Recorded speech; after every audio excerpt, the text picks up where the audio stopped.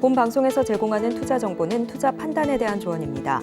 방송에서 제공하는 주식의 가치, 가격 상승 및 하락에 대해서는 방송사에서 보장하지 않습니다.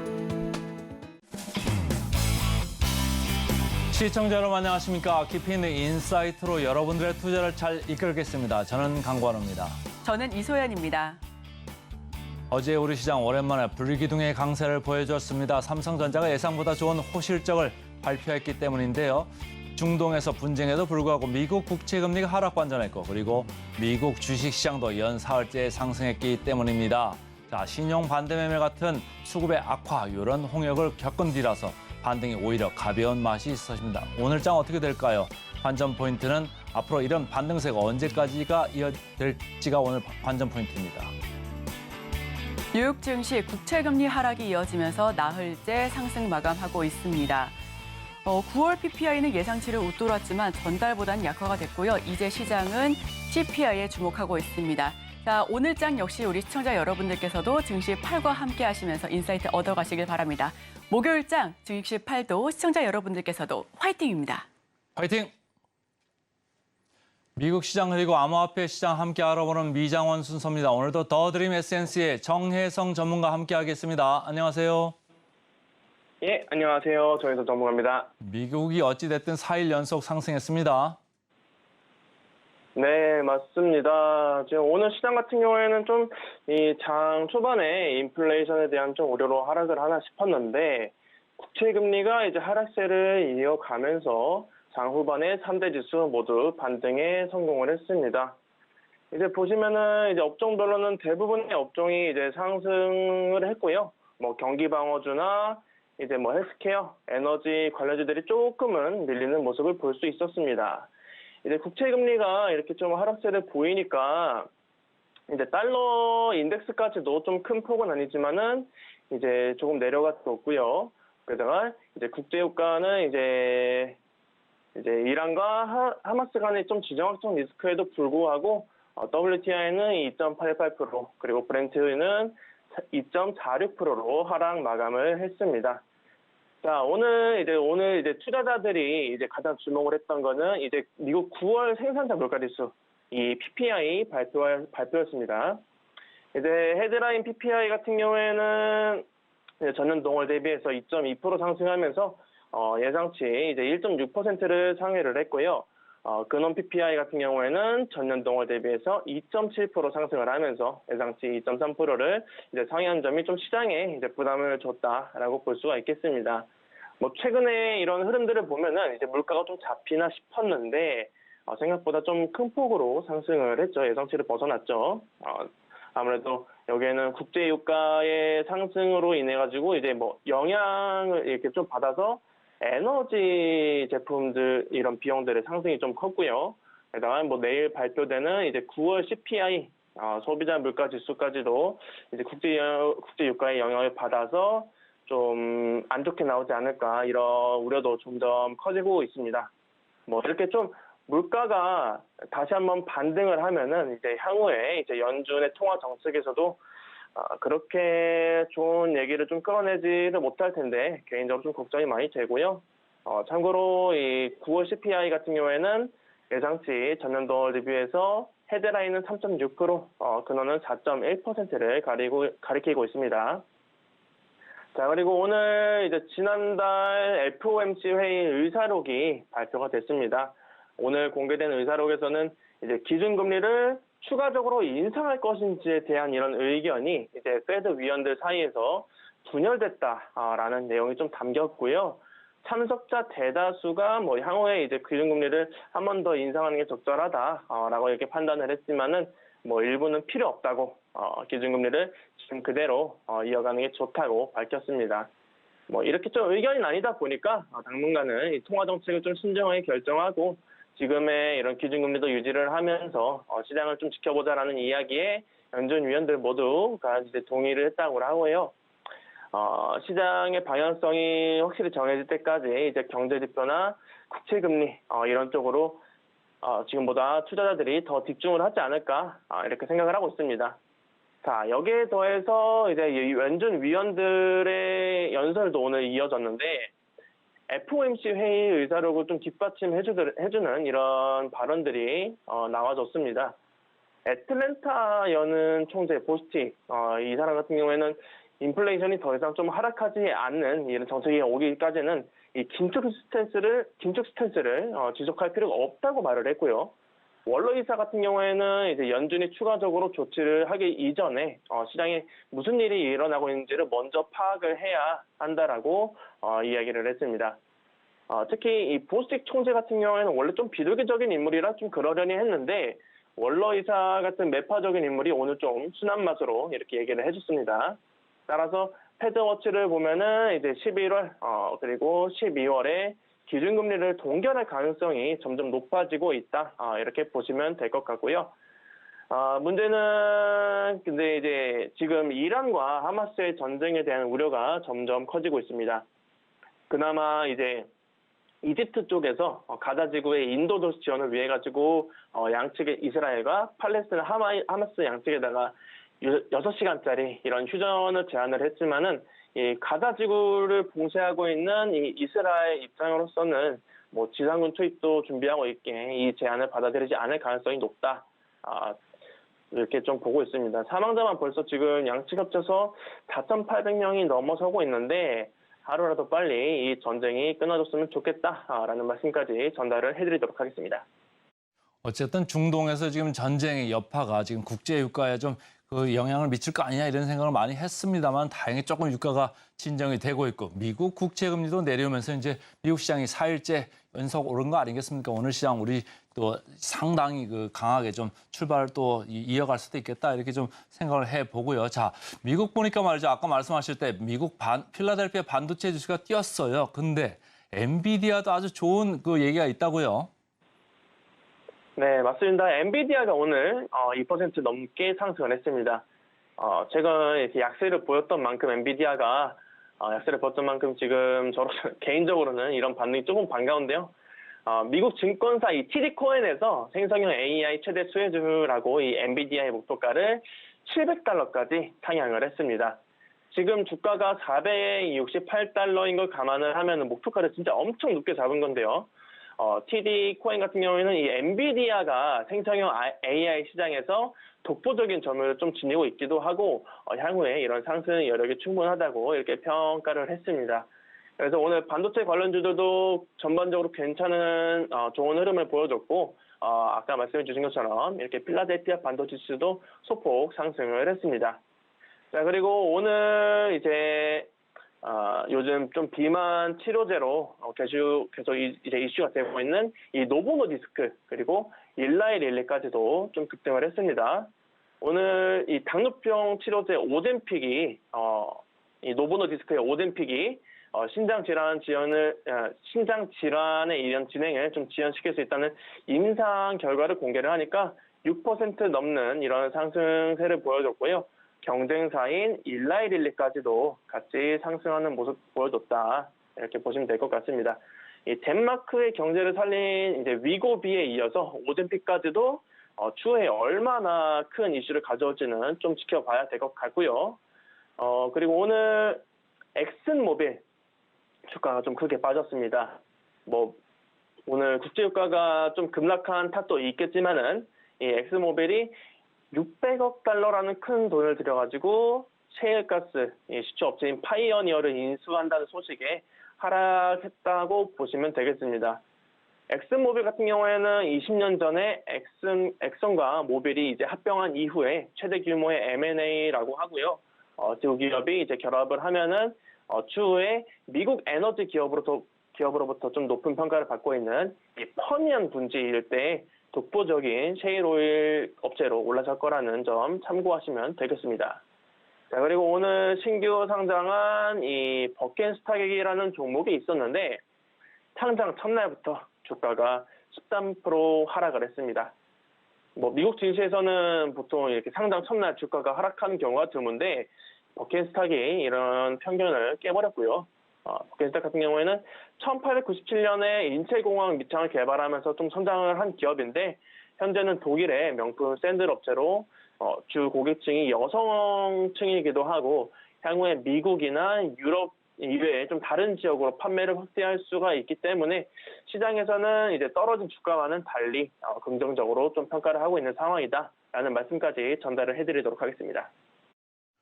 전체적으로 필라델피아 반도체 지수가 오르면서 엔비디아도 상당히 좀 좋았고 목표 주가까지도 좋게 보는 데가 나왔죠. 그래서 엔비디아도 좀 훨씬 이제 앞으로 좋아질 것 같고, 자 암젠이나 뭐 1112 주가도 같이 좀 좋았습니다. 4%대 강세였고, 반면에 이제 유가가 좀 많이 밀리면서 쉐브론 또 뭐 이쪽 어디죠? 엑슨모빌 여기도 주가가 많이 떨어져가지고 이제 조금 상황이 바뀌고 있다 이렇게 보시면 되고요. 자 비트코인 쪽으로 가볼까요? 비트코인 달러 기준으로 말이죠. 27,000대에서 계속 유지는 하고 있다가 이제 27,000대가 좀 밀렸네요. 네, 맞습니다. 이제 보시면은 27,000달러에서 조금 밀렸는데, 최근에 경제 지표가 좀 좋게 나왔어도 이렇게 좀 별 반응이 없던 이런 비트코인 가격이었습니다. 근데 오늘은 이 9월 PPI가 예상치를 좀 크게 상회하니까 바로 이제 좀 하락하는 모습을 보여줬고요. 27,000달러가 깨졌다. 그리고 현재는 달러 기준으로 해서 3% 가량 하락을 하고 있고요. 근데 그나마 좀 다행인 점은 아직까지는 크게 우려할 정도로 움직이지는 않았다. 오늘 밤에 또 이제 9월 CPI 발표 이후에 어떤 움직임을 보일지는 모르겠지만은 아직까지는 이 박스권을 만들어가면서 횡보를 하고 있다. 이렇게 보시면 될 것 같습니다. 뭐 사실 이 비트코인이 상승할 만한 좀 모멘텀이 이렇게 좀 나와준다면은 상승 추세를 좀 이어갈 수 있겠지만은 비트코인 현물 ETF가 이제 승인 일정이 내년으로 좀 밀린 상황에서 아직까지는 크게 기대할 만한 모멘텀이 없다. 따라서 이제 당분간은 지금처럼 쭉 횡보 등락을 오르락 내리락 하면서 횡보하지 않을까 이렇게 전망을 하고 있습니다. 자, 이런 상황에서 이스라엘을 공격한 이 하마스가 비트코인 같은 가상자산을 활용해가지고 자금을 조달했다라고 하는 이슈가 있었습니다. 월스트리트 저널이 분석한 걸 보면은 이 팔레스타인의 하마스와 레바논의 헤즈볼라, 얘네가 이제 최근 몇 년 동안 가상자산 계좌에 거액의 자금을 좀 모금을 했다고 하고요. 이스라엘 이 텔아비브에 본사를 둔 이 가상자산 분석업체 비트오케이는 하마스와 연결된 이 계좌에다가 4,100만 달러가 2021년부터 입금이 됐다고 이렇게 말을 했습니다. 지금 하마스 같은 이런 무장 세력 같은 경우에는 이제 테러 단체로 좀 지정이 되다 보니까 이런 제재들을 좀 피하기 위해 가지고 가상자산을 검은 돈으로 활용한 것으로 보이고요. 지금 밝혀진 금액 말고도 더 큰 금액이 뒤에 있지 않을까 이렇게 생각을 하고 있습니다. 자, 그리고 미국의 비트코인 족집게로 좀 불리면서 이제 억만장자로도 유명한 폴 튜더 존스라는 사람이 비트코인을 좀 좋게 평가를 해서 지금 또 이슈가 되고 있습니다. 오늘은 좀 하락을 하긴 했지만 과거 2020년 5월쯤에 이 존스라는 사람이 자기가 이제 비트코인을 선호한다라는 발언을 한 이후에 비트코인이 말도 안 되게 이렇게 좀 상승 추세를 탔어서 쪽집게로 불리는 인물이라고 하고요. 그런 인물이 지난 10일에 이 CNBC 인터뷰에서 비트코인을 언급을 한 게 투자자들 사이에서 지금 관심을 끌었다고 합니다. 존스 같은 경우에는 미국이 지금 정치적으로도 어려운 시기를 겪고 있고, 그리고 지정학적 리스크도 좀 같이 짓이고 있기 때문에 투자자들이 포트폴리오에 이 비트코인이랑 금의 비중을 높일 거라고 이렇게 전망을 했습니다. 간단하게 말해서 대체 자산을 찾아서 투자하는 사람들이 많아질 거다라는 거고요. 지금은 비트코인 가격이 떨어지고 있지만은 2020년 때처럼 다시 올라와 주면 좋겠다라는 말씀까지 전달을 해드리도록 하겠습니다. 자, 오늘도 이른 새벽부터 자료 준비해 주셔서 고맙습니다.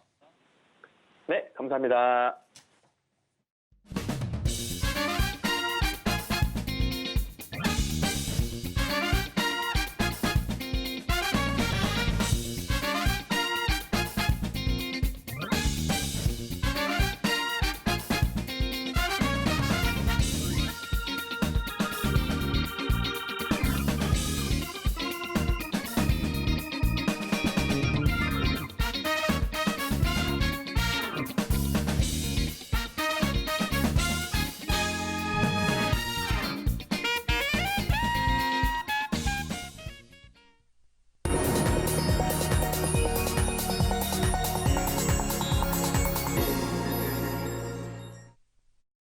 개인 투자자가 아닌 전문가는 장 시작 전 뉴스를 볼 때 어떤 부분에 초점을 맞출까요? 오늘 이분과 이야기 나눠보겠습니다. 헤르메스 스타 김시은 팀장 함께합니다. 어서 오세요. 네, 안녕하세요. 네, 오늘의 헤드라인, 키움증권 3년간 당기순이익 30% 주주 환원 헤드라인으로 가지고 와주셨습니다. 키움증권이 어제장에서 15% 넘게 강세를 보였습니다. 그 이유가 업계 최고 수준의 실적 그리고 ROE, 배당 수익률 등을 통해서 주주 가치를 극대화하겠다라는 기사를 내보낸 까닭이 15% 넘는 급등세를 연출한 부분인데요. 자, 헤드라인 한번 풀어주시죠. 내용을 조금 더 짚어보자면 키움증권이 주주 환원 정책을 대폭적으로 강화했다. 내용을 좀 더 면밀하게 따져봤을 때 이렇게까지 한다고 싶을 정도의 주주 환원 정책이 나왔다라고 보시면 좋을 것 같은데 향후 3년 동안 주주 환원을 연 30% 이상 진행을 할 것으로 보고 있고 배당주도 자사주 소각 시행을 밝혔기 때문에 이런 부분에 조금 더 기대를 해볼 수가 있다 이렇게 보시면 좋을 것 같습니다. 특히 지금 가지고 있는 자사주 140만 주를 전량 소각한다는 것 자체가 굉장히 많은 물량을 없애버리는 거거든요. 그럼 유통 물량 주식수 자체가 줄어들게 되면서 관련했을 때 이 기업의 모멘텀이 조금 더 좋아질 수가 있는 여지들 거기다가 조금씩 지속적으로 자사주를 매입해서 소각할 것을 계획하고 있기 때문에 이런 부분에 따라서 앞으로 이 기업의 모멘텀이 더 좋아지지 않을까라는 기대감이 나오고 있는데 최근 들어서 배당주가 조금씩 올라오고 있는 모습들을 보여주고 있습니다. 키움증권뿐만 아니라 다른 배당주라고 말할 수가 있는 금융주라든지 보험주 이런 종목군들의 흐름을 살펴보면 9월부터 조금씩 랠리가 나오고 있는 모습을 보여주고 있는데 아무래도 배당에 대한 기대감도 나오고 있는 것과 더불어서 최근 정책 기조가 조금씩 배당 정책에 대한 자율화에 대한 기대감도 나고 있다고 보시면 좋을 것 같습니다.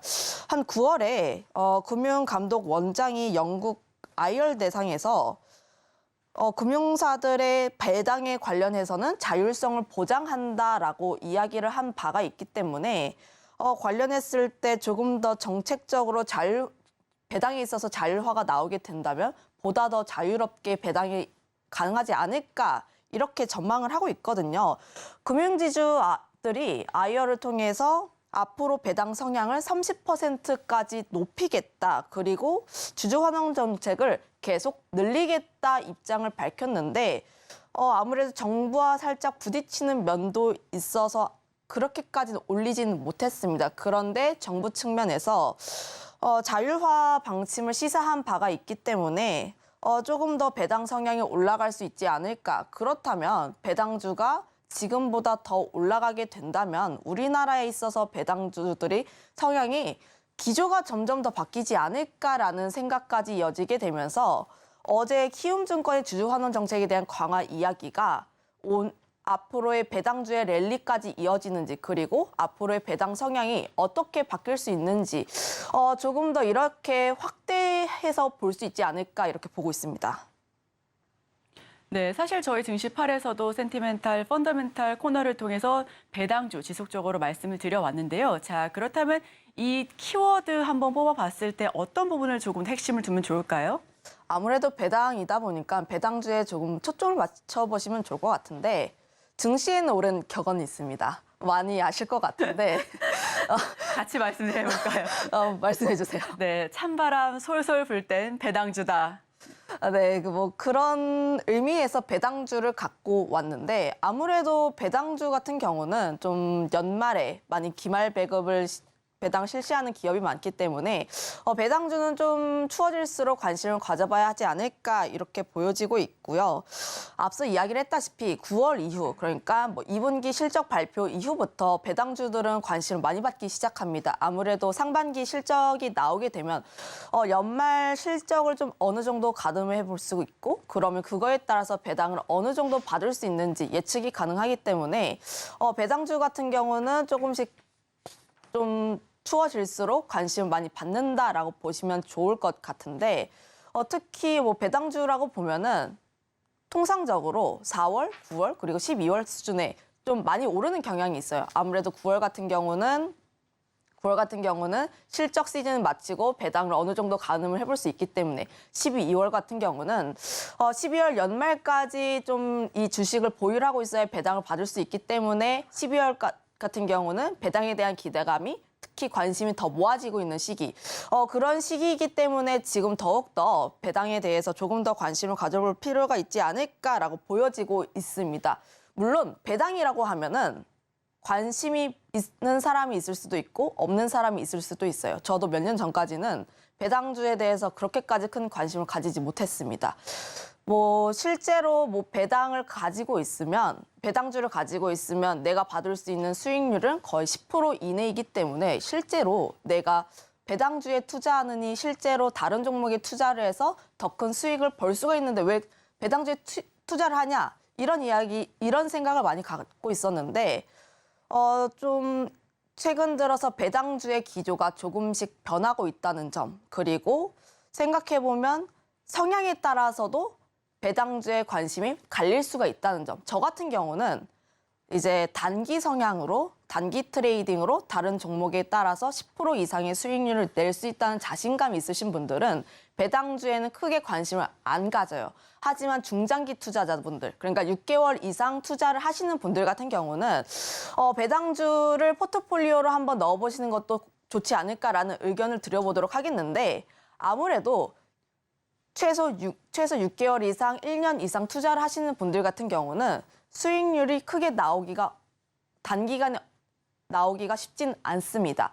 특히 시장에 흔들림이 있을 때는 다른 분들은 굉장히 많이 좀 흔들릴 수가 있는데, 배당이 나오게 된다면 그래도 어느 정도 안정적으로 수익이 나온다라는 기대감도 나올 수가 있고요. 그거에 따라서 어느 정도 심리적으로 박탈감이 덜해진다, 이렇게 보시면 좋을 것 같아서 중장기적으로 투자를 하시는 분들 같은 경우는 배당을 좀 한번 관심 있게 보는 게 낫지 않을까라고 보고 있습니다. 그리고 기조가 조금씩 변화하고 있다고 말씀을 드렸는데, 기조 같은 경우도 점점 우리나라도 배당 성향이 좀 더 높아지지 않을까, 이 부분에 대해서도 보면 메리츠 금융지주가 배당에 대한 이야기를 할 때 그룹주 전반적으로 강세 흐름들이 이어지기도 했고요. 실제로 행동주의 펀드들이 작년, 재작년부터 목소리가 계속 커지고 있습니다.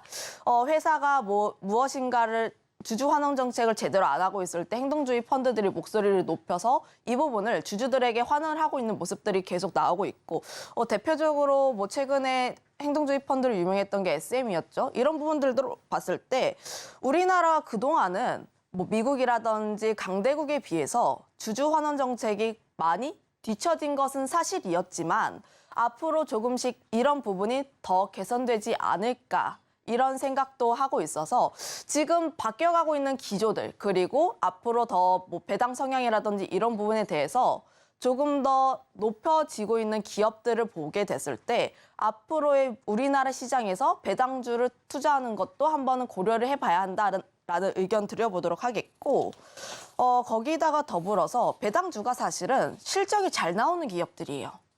아무래도 배당을 주는 것 자체가 기업들이 영업 활동을 해서 이익을 만들어내고 그 이익을 바탕으로 주주들에게 돌려주는 것이 배당이기 때문에 실제로 실적이 굉장히 잘 나오고 안정적으로 나오고 지속적으로 나오는 기업이 배당을 준다, 이렇게 보시면 좋을 것 같아서 그 부분에 있어서도 좀 실적과 맞닿아 있는 게 또 배당주. 그런 면에서 봤을 때 배당주라는 점을 장점이 굉장히 많기 때문에 이런 부분은 조금 더 고려해 볼 필요가 있다. 다만 단점으로는 운용기간이 좀 더 길어야 한다는 점, 배당락에 대한 영향도 있기 때문에 운용기간이 최소 6개월 이상, 1년 이상 이런 식으로 보게 된다면 장기 투자자분들에게 조금 유리한 투자가 아닐까, 이렇게 생각을 하고 있습니다. 네, 말씀해 주셨던 것처럼 연말이 갈수록 배당주에 대한 매력이 더욱더 극대화되죠. 보통은 금융주라든지 아니면 통신주 위주로 많은 분들께서 생각을 해주시는데 요새는 좀 다각화되어 가고 있는 것 같습니다. 최근에는 현대차라든지 기아라든지 그렇게 배당 매력도가 높은 종목들 위주로의 매수세도 많이 몰리고 있고요. 뿐만 아니라 실적까지도 좋고 아무래도 우리가 주주 여러분들 덕분에 돈을 많이 벌었으니까 나눠드릴게요. 감사합니다. 이런 의미이기 때문에 더욱더 많은 투자 매력도가 있는 것 같습니다. 자, 그렇다면 오늘 투자 키워드 그리고 수혜 섹터 바로 한번 들어가 보도록 하겠습니다. 투자 키워드는 찬바람 솔솔 불 때 배당주 한번 눈여겨보면 좋겠다라는 부분이었는데요. 그렇다면 이제 수혜 sek터는 어떻게 한번 더 바라보면 좋을 종목이 있는지 여쭤보겠습니다. 수혜 섹터라고 보면 보통 고배당주를 보시는 게 맞을 것 같고요. 대표적으로 앞서 이야기를 했다시피 지주사들, 보험사들 이런 쪽은 보통 고배당 대표 종목들입니다. 거기다가 더해서 조금 더 다각화가 되고 있는 모습들이 나오고 있는데 자동차라든지 원유, 반도체 이런 쪽에서도 다른 배당이 높은 기업들이 많기 때문에 이런 종목군들을 조금씩 살펴보는 게 낫지 않을까라는 의견 드려보도록 하겠고 사실 제가 배당주를 갖고 오긴 했는데 전통적인 배당주는 금융사들, 보험사들 이런 쪽이긴 해요. 배당 수익률도 굉장히 높은 편이기도 하고요. 하지만 실적과 더불어서 앞으로 성장할 수 있는 기업에 조금 더 투자를 하시는 게 맞지 않을까라는 관점에서 봤을 때는 자동차 섹터를 좀 보시는 게 낫지 않을까라는 의견 드려보도록 하겠는데 제가 이 시간대에 자동차 섹터를 굉장히 많이 갖고 옵니다. 네, 맞습니다. 실제로 자동차 섹터, 특히 현대차도 그렇고 기아도 그렇고 실적 대비했을 때 굉장히 저평가가 되어 있는 모습들이 나오고 있고 오늘은 배당이 좀 내용이 주다 보니까 배당에 대해서 조금 더 이야기를 해보자면 실제로 현대차, 기아가 배당을 실시를 하는 것 자체가 실적이 계속 좋아지고 있다는 점. 특히 현대차도 그렇고 기아도 그렇고 이번 7월 컨퍼런스 콜에서 주주 환원 정책을 대폭적으로 강화를 하겠다라는 의견을 내비쳤는데 그 이면은 실제로 실적이 굉장히 잘 나와서예요. 현대차가 지난 4분기부터 시작해서 1분기 실적 좋고 2분기는 1분기보다 더 좋은 실적을 내비쳤고 3분기 같은 경우는 2분기보다 더 좋은 실적을 낼 것으로 예상이 되고 있습니다. 그만큼 현대차와 기아 같은 경우는 실적이 실제로 증가를 하고 있는 모습들을 보여주고 있고 그거에 따라서 현대차, 기아도 그거에 맞춰서 우리가 이렇게 번 돈을 주주들에게 돌려드릴게요에 따라서 현대차 같은 경우에는 연간 배당 성향을 25% 이상 그리고 2분기부터 분기 배당을 실시를 하면서 이런 부분을 좀 긍정적으로 진행을 하고 있다는 점. 거기다가 발행 주식수의 1%를 3년 동안 소각을 하겠다라는 내용도 나오고 있기 때문에 지금 현 시점에서 배당주와 실적을 고려를 한다면 저는 현대차라는 선택지를 고려 안 할 수가 없다 이렇게 보여지고 있고요. 특히 현대 같은 경우는 수익률이 배당 수익률이 5%대에서 6%대 수준이라고 보시면 좋을 것 같습니다. 특히 우선주로 봤을 때는 10% 이상의 수익률이 기대가 되기 때문에 이런 부분을 조금 고려해 본다면 특히 높은 수익률을 기대를 해본다 우선주 쪽으로 투자를 해보시는 것도 나쁘지는 않다라는 의견도 드려보도록 하겠고 기아도 마찬가지인데 기아도 높은 배당 수익률을 좀 기대를 해볼 수가 있는 면이 한 7.7% 수준입니다. 실적 같은 경우도 계속해서 좋아지고 있는 모습들을 보여주고 있고 특히 3분기 실적에 대한 부분들 그리고 앞으로 친환경차에 대한 기대감들까지 더해지게 된다면 앞으로 현대차, 기아 같은 경우는 배당률이 조금씩 더 높아지지 않을까라는 기대감까지 더해질 수가 있는데 차트를 한번 보시게 됐을 때 현대차 같은 경우는 일정 박스권 라인대를 그리면서 계속 등락을 거듭을 하고 있는 모습을 보여주고 있어요. 그런데 현대차 같은 경우는 3분기 실적이 발표되기 전까지는 관심이 계속해서 모아질 수밖에 없다는 점. 18만 5천 원 라인대를 이탈하기 전까지는 현대차는 계속 관심을 가져보는 게 좋지 않을까라는 의견 드려보도록 하겠고요. 그다음에 기아 차트 한번 보도록 하겠습니다.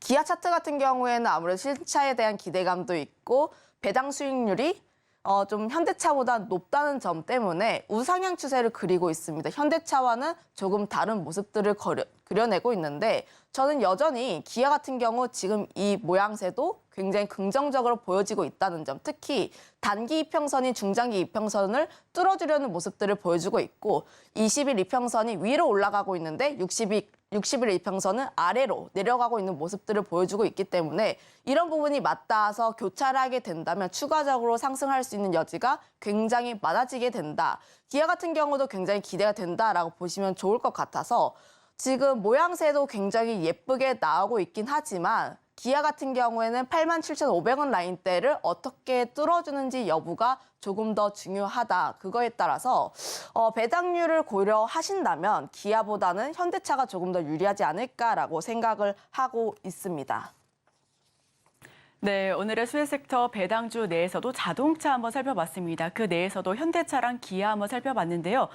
배당 매력도는 기아보다 현대차가 조금 더 높을 것 같다라는 의견을 주셨고요. 아무래도 내연기관 쪽으로의 수출 호조도 있고 또 친환경차에 대한 기대감도 있으면서 실적도 굉장히 좋았습니다. 뿐만 아니라 배당 매력도 역시도 크게 상승하고 있으니까 현대차 한번 더 꼭꼭 살펴봐 주시면 좋을 것 같고요. 자, 그다음 섹터는 뭐가 있을까요?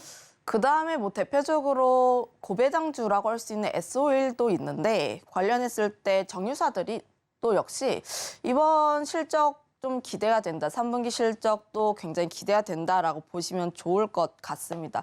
안 그래도 유가에 대한 이야기 굉장히 많이 했잖아요. 제가 좀 이전 시장에서도 그렇고 유가가 굉장히 큰 폭으로 올랐습니다. 물론 지금 같은 경우는 조정세가 약간은 나오긴 했지만 그럼에도 불구하고 여전히 높은 수준을 유지를 하고 있다는 점. 지난 6월과 비교를 했을 때 9월 유가 수준이 거의 40% 넘게 올라가는 모습들을 보여주고 있었는데 그런 부분에 따라서 정유사들의 실적도 좀 기대를 해볼 수가 있다는 점. 6월 같은 경우에 $60 정도였지만 9월 같은 경우에는 $85 수준에서 좀 등락을 거듭하고 있는 모습을 보여주고 있어서 이런 부분에 따라서 정유사들의 실적이 좀 기대가 된다.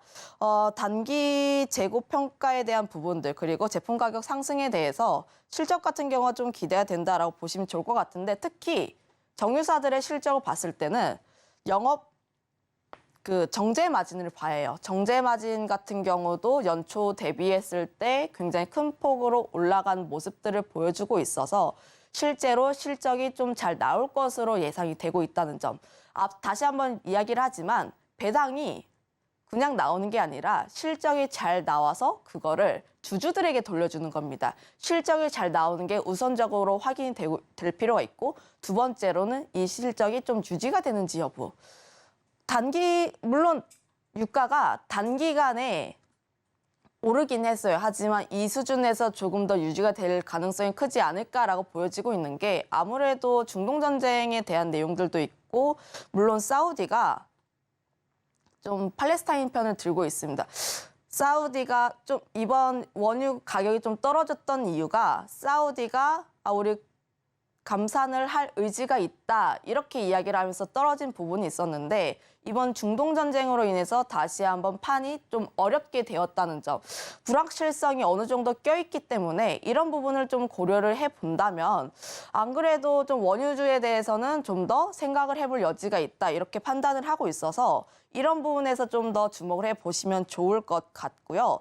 다만 지금 S-오일 같은 경우에 차트를 봤을 때는 6월 이후에 유가의 강한 상승세가 나왔을 때와는 다르게 차트적인 모습을 보면 주가 박스권 바닥 라인에 있습니다. 그런데 7만 원 라인대를 깨지 않는 이상 S-오일 같은 경우는 배당 수익률을 좀 더 기대를 해본다면 지금 자리에서 좀 더 관심 있게 봐도 좋은 그런 자리가 아닐까라고 생각을 하고 있어서 고배당주로 꼽히고 있는 S-오일도 한번 관심 있게 보시면 좋을 것 같다라는 의견 드려보도록 할게요.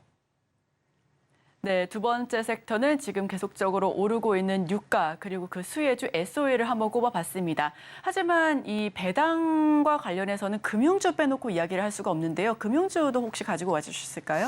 네, 금융주도 대표적으로 관심 있게 봐야 하는 그런 섹터 중 하나라고 보시면 좋을 것 같은데 아무래도 지주사도 그렇고 보험사도 그렇고 배당 수익률이 굉장히 높은 편이에요. 거의 8%대에서 9%대 수준. 금융지주 같은 경우는 대부분 9%를 넘어가는 모습들을 보여주고 있는데 그런 측면에 따라서 좀 박스권 이내에서 움직이면서 배당 수익률이 좀 높은 걸 채택을 하고 싶다라고 하시면 지주사들을 선택하는 것도 나쁜 선택은 아닙니다. 그런데 조금 생각을 해봐야 하는 점이 지주사들 중에서도 좀 3분기 실적이 긍정적으로 꼽히고 있는 기업이 그리 많지는 않다는 점.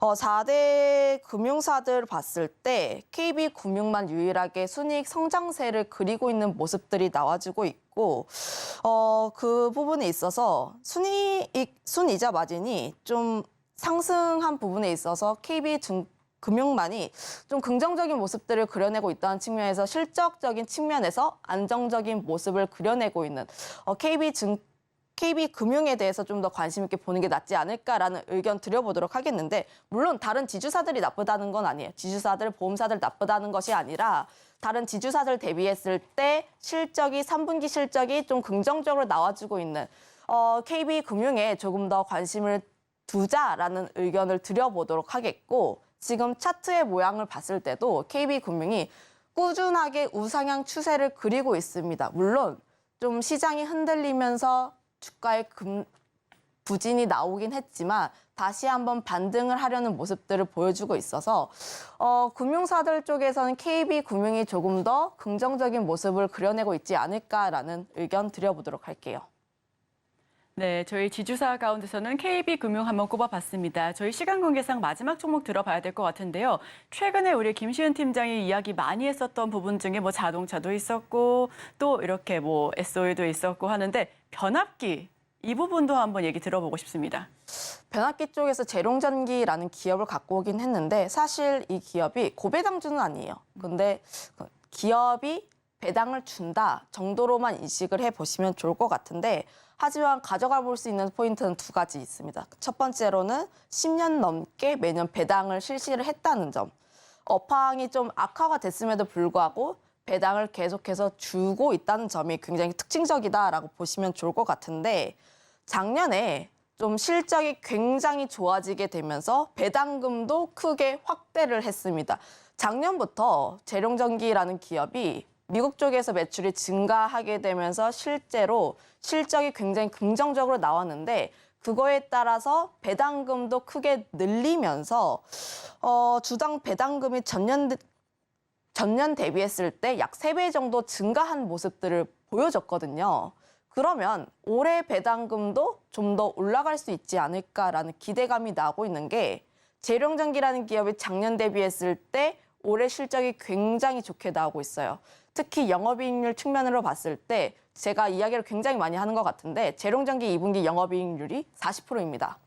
실적이 굉장히 좋게 나오고 있다는 점을 감안을 하고 작년 실적이 굉장히 잘 나와서 배당금을 늘려줬다는 점을 보면 올해 배당금도 좀 늘어날 수 있지 않을까.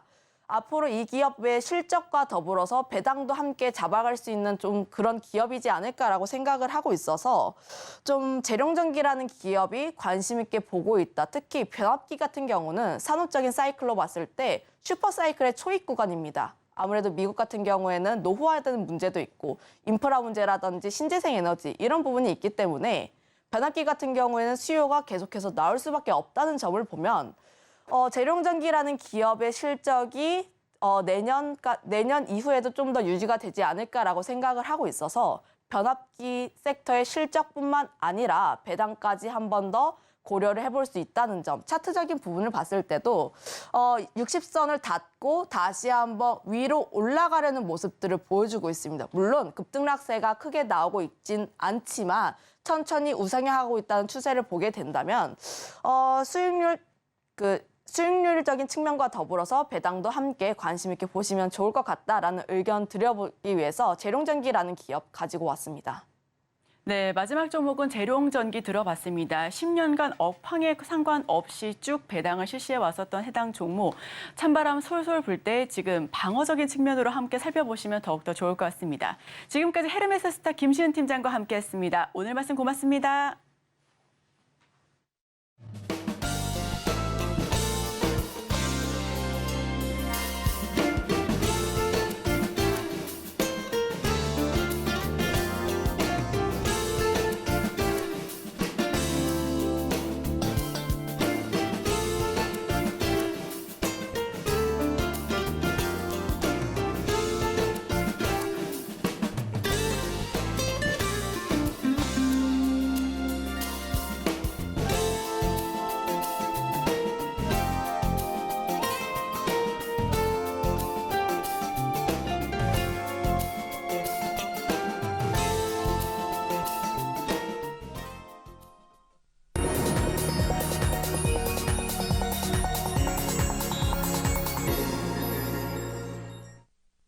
목요일 아침 8시 반입니다. 매일 아침 8시 반 저희 서울경제TV에서 센티멘털 대 펀더멘털 두 종목씩 말씀을 드리고 있고요. 오늘도 시작을 해보겠습니다. 오늘은 센티멘털로 한화솔루션 오랜만이죠. 펀더멘털로 서현이와 이 회사 두 개 다 모두 오랜만에 말씀을 드리겠습니다. 자, 센티멘털 종목부터 들어가 보겠습니다. 한화솔루션 어제 주가가 좀 뛰었어요. 어제 뉴스가 하나 나왔거든요. 시장이 전반적으로 강세를 띠면서 올라가는 것도 있었지만은 약세 국면일 때는 반응 안 하던 뉴스에 이제 반응을 하기 시작했습니다. 프랑스에서 나온 뉴스인데요. 신재생 에너지의 비중을 앞으로 2배 이상 확대하겠다 이런 뉴스가 나와서 이거를 좋은 호재로 반영할 정도로 주가가 지금 많이 내려와 있다 이렇게 읽으시면 되고요. 그래서 전일 태양광 풍력 관련주가 급등을 했습니다. 자, 차트 보시겠습니다. 최근에 보시면 OCI 홀딩스 상당히 밸류에이션이 낮은 주식임에도 불구하고 같이 내려왔죠. 어제는 다 이렇게 올랐습니다. CS 윈드 여기 뭐 태양광인데 풍력까지 일부러 좀 비교를 하려고 넣었습니다만은 아주 가파르게 내려왔죠. 한화솔루션도 마찬가지입니다. 현대에너지 솔루션도 마찬가지입니다. 미국에서 이제 트럼프가 다시 대선의 유력 후보로 이렇게 떠오르면서 이쪽이 조금 마이너스 요인 아니냐 이런 생각을 하면서 내려갔던 거고요. 풍력 쪽에서도 쭉 이렇게 내려가던 주가들이 어제 일제히 CSL, 베어링도 떴고 CS 윈드, SK 오션 플랜트 다 이렇게 반등을 강하게 했습니다. 자, 교보증권에서는요. 업황 바닥이 이제 가깝다 이렇게 보고 있고 지금 반등 시점에 주목을 하자. 이런 리포트를 최근에 낸 바가 있습니다. 그래서 3분기 실적을 하향 조정을 많이 했죠. 그래서 60%가 넘게 전년 동기 대비 영업이익이 떨어지는 숫자가 나올 거다. 이 회사는 이렇게 보고 있고요. 그렇지만은 태양광 사업부에서 4분기부터는 점진적으로 회복이 될 거다. 이런 얘기예요. 지금까지는 폴리실리콘도 그렇고 웨이퍼도 그렇고 모듈 가격도 그렇고 전체적으로 중국과의 경쟁 때문에 이렇게 하향세에 있었는데 이게 이제 좀 안정화될 거다. 이제는 바텀이 이제 지켜질 거다. 이런 얘기를 하는 거죠. 그리고 미국에서 캐파 증설을 지금 이 회사가 하고 있거든요. 앞으로 이렇게 캐파 증설을 하게 되면 내년 말 정도 되면 이 캐파 대비해서는 한 전체 태양광 비중이 한 44%까지 이렇게 올라가게 됩니다. 현재 한 20% 초반인데 그렇다고 보면은 미국 내에서도 경쟁력이 주거용, 상업용 쪽에서 상당히 클 수 있다. 모듈 쪽에 말이죠. 그래서 앞으로 한화솔루션은 이제는 조금 바닥점에서 좀 보는 걸로 이렇게 생각을 좀 바꿔보자 이런 생각을 하는 것 같습니다. 신한투자에서는 나무보다는 숲을 보자 이런 얘기를 했어요. 여기 보시면 종합에너지 솔루션 업체로 거듭나는 중이다. 그리고 핵심이 될 미국 태양광 밸류체인 구축 이런 걸 얘기를 했습니다. 미국이 아무래도 이제 핵심으로 밸류체인 특히 이제 태양광 쪽에서 이제 끌고 갈 거고 최근에 지분 인수한 나라들이 많습니다. 독일에서도 했고 프랑스에서도 했고 또 네덜란드에서도 했고 호주에서도 했습니다. 이렇게 지분 인수를 신재생 에너지 관련대로 하면서 전체적으로 밸류체인을 지금 다각화하고 넓히고 있습니다. 이 회사가. 그러니까 돈은 지금 많이 들어가는데 실적은 어쩔지는 아직 모르죠. 근데 앞으로 성장의 모멘텀은 이쪽에서 전체적으로 밸류체인 한 데서 나올 수 있다. 이렇게 생각을 하는 것 같습니다. 그리고 태양광의 지금 실적은 부진한데 이거 단기 실적 부진인 거고 앞으로 커나갈 이 고성장의 미국 시장을 볼 필요가 있겠다. 그리고 유럽도 보자. 이런 얘기를 하는 거죠. 주가는 상당 부분 반영됐다고 이 신한투자증권은 주장하고 있습니다. 자, 최근에 3분기 실적에 대해서 영업 추정이 상당히 내려왔죠. 12주 전에 2,887억 이쪽에다가 지금 1,000억대로 내려왔습니다. 거의 63% 하향을 해가지고 이미 충분히 영업이익 조정을 하향했다 이렇게 보시면 되겠습니다. 주가도 마찬가지죠. 계속 이렇게 내려왔습니다. 최근 어제 이게 반등 오기 전까지 10월 10일까지 아주 많이 떨어졌죠. 그래서 주가가 많이 떨어졌는데 어제 보시면 여기 보면 거래량이 막 늘었죠. 어제 보니까 이틀째 외국인 기관이 전전날부터 이렇게 사들어오고 있더라고요. 그래서 개인의 물량이 여기서 바닥에서 다 지금 뺏기고 있다 이런 생각입니다. 기관하고 외국인은 여기서 지금 사들어오기 시작했습니다. 역사적 밸류 밴드로 보시면요. 많이 올라갔다가 많이 밀렸죠. 거의 하단 근처까지 지금 내려와 있습니다. 그러니까 외국이나 기관 입장에서는 지금 거의 바닥권에 다 다다랐다. 바닥권을 보실 때는 PER보다는 PBR로 봅니다. 그래서 PBR로 보셨을 때 거의 뭐 0.4, 0.5 여기까지 와 있는 거죠. 그러니까 상당히 충분히 내려왔다 이렇게 읽으셔도 되겠습니다. 자, PER 보겠습니다.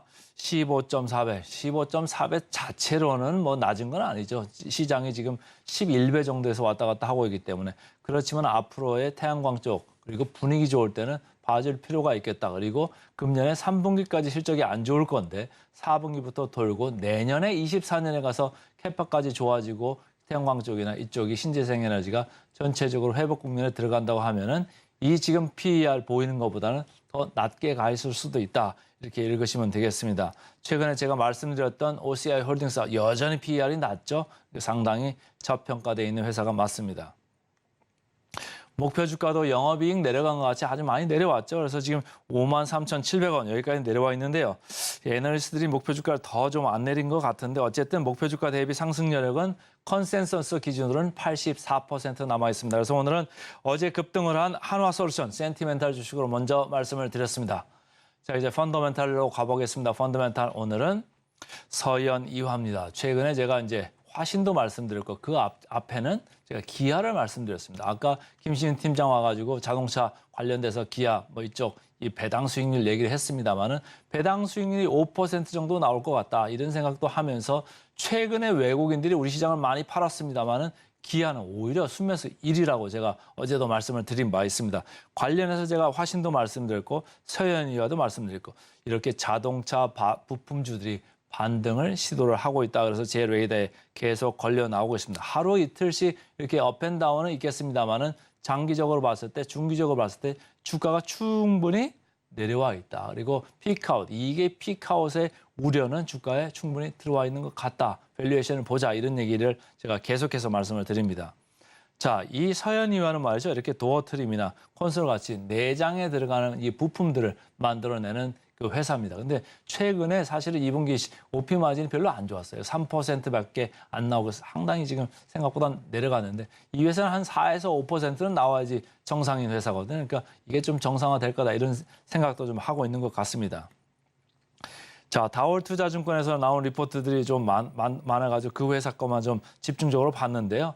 이제 완성차가 전체적으로 고급화가 됩니다. SUV 뭐 산타페도 8월에 이제 나왔습니다만은 이제 이쪽에서 계속적으로 대형화 고급화되면서 가격도 좀 올라갈 수 있는 거 아니냐. 그래서 ASP, Average Selling Price죠. 평균 판매 단가가 상승할 가능성이 있다. 이런 얘기고 현대차기의 의존 비중이 큰 서현이화입니다. 그러나 글로벌 OEM 향 수주도 앞으로 있을 수가 있다. 많아질 수 있다. 이런 생각을 좀 하면서 지금 저평가 국면은 언젠가는 이게 탈피가 돌파가 될 거다. 이런 얘기고 신규로서 현대차향 배터리 시스템 이쪽도 수주가 지금 최근에 진행이 되고 있습니다. 이쪽도 캐탈리스트로 좀 보자. 이런 얘기를 하고 있고요.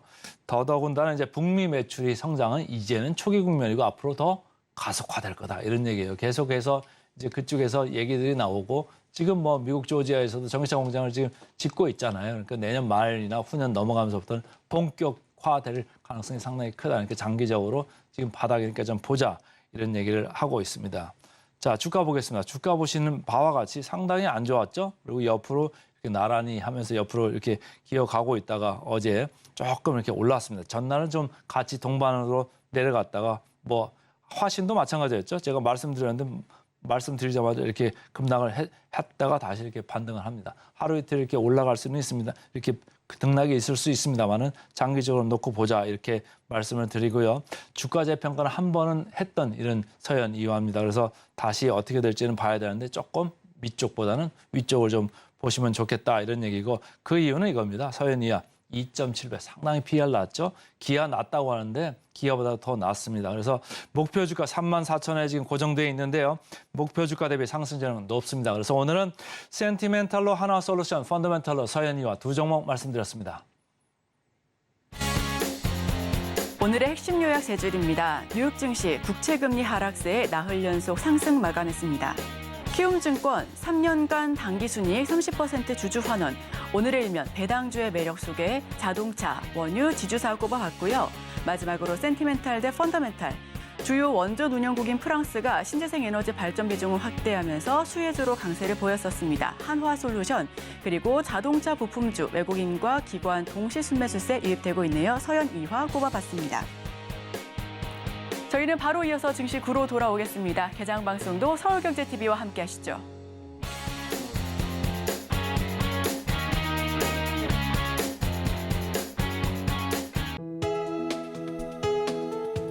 본 방송에서 제공하는 투자 정보는 투자 판단에 대한 조언입니다. 방송에서 제공하는 주식의 가치, 가격 상승 및 하락에 대해서는 방송사에서 보장하지 않습니다.